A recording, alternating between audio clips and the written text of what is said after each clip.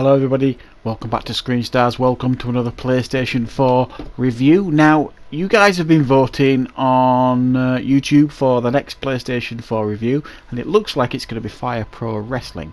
However, even though I have put some time into that game previously and preparing for a review, I want to put a little bit more time into it because it's quite an extensive game. So in the meantime, I'm bringing you this review, Dawn of Man, a city building type game, very much along the lines of games that have come previously, things like Settlers, and it's set in a specific time period, and by that I mean it's you start in the Paleolithic age and it goes right up to the Iron Age, and you've got to progress your civilization through those ages safely.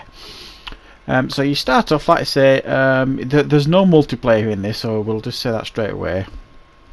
So you've got a couple of options here when you start, really. You can go into a scenario mode, if you like, kind of like a scenario mode, but you need to unlock milestones. So you need to go into the main game, basically, choose a map, and there's a few different maps for you to choose from, and then you start your settlement from there. And you start with very little, and what you have to do in these games, the usual thing is you have to use your community, and it consists of adult males, adult females, elderly males, elderly females, and children, and you grow your settlement that way. The women get pregnant, have babies, that kind of stuff, and as your reputation increases, there will be other people that will come and join your settlement to help it grow.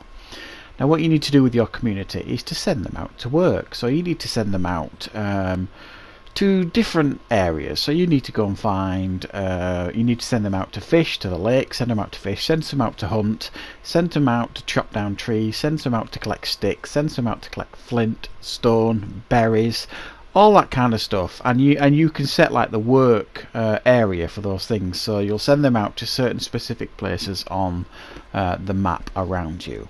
But you need to be careful, because if you split them up too much, you're going to put them in danger, because there's quite a lot of wild beasties out there that will attack them.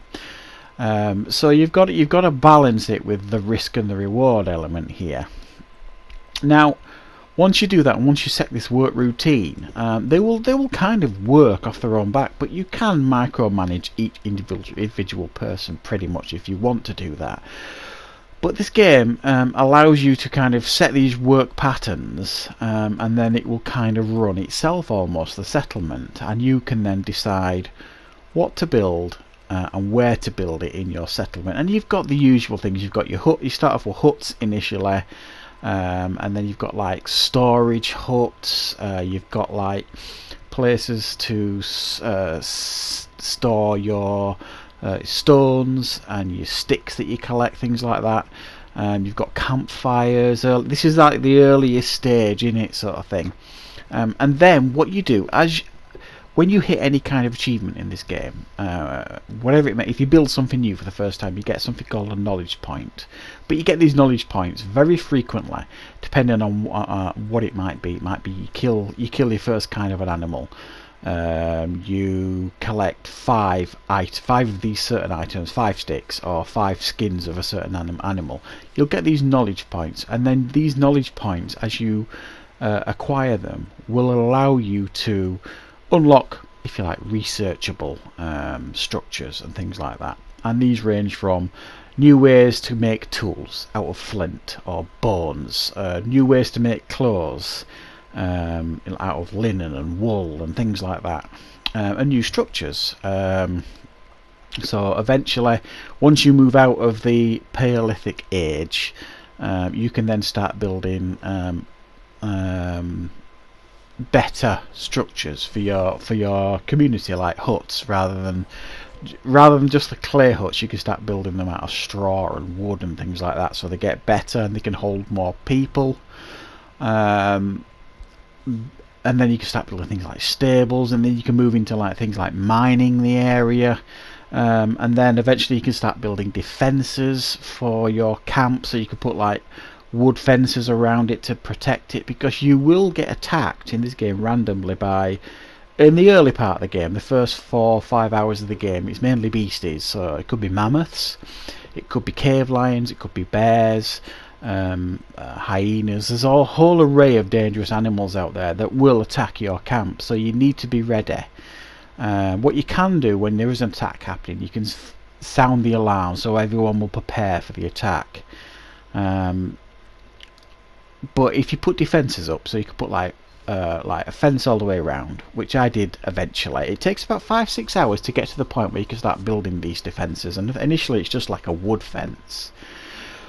So you take your time, build your fence, so your community is boxed in, and then you can put like watchtowers up and things like that, so that when you sound the alarm they will man these watchtowers and prepare for any kind of attack, because later on in the game not only will you be attacked by the wild creatures, you will also be attacked by raiders fairly frequently as well, so you need to be prepared for that. And your community will grow old, which is a really nice touch, and they will die. If they will sometimes get killed by an attack by raiders or wild animals, or catch disease and die.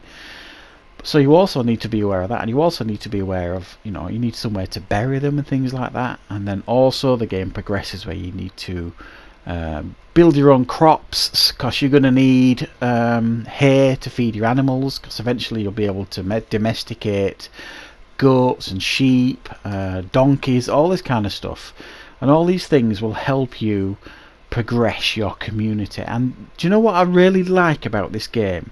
The sense of achievement here. It's a really chilled out game. I love these type of games where they just allow you to just relax, chill out, take your time with it. And those of you out there who are familiar with city building type games like this will love this game. It's from the same people that made Planet Base, which is a game I have played but I haven't reviewed, at least I don't think I have.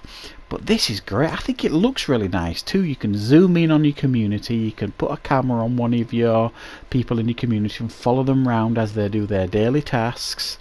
It's a really fun game to allow you to do that.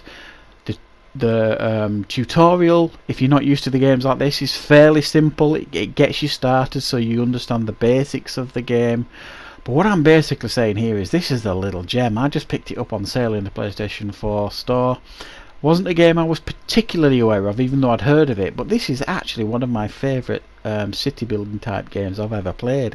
So relaxed, so chilled, great fun to play, easy to play, and I'm having a lot of fun with it. So I'm going to give it an 8 out of 10. So thank you very much for watching. I hope you like this review.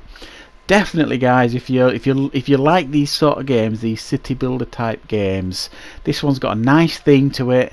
It looks nice, runs smoothly, and it's a fun game to play. I'm having loads of fun with it. I've lost literally hours in this game, and it's a really nice game to play, and there is a real nice sense of progression in it too. So thank you very much for watching. I hope you like this review. I will of course be back with plenty more content on Screen Stars very, very soon. Thanks for watching.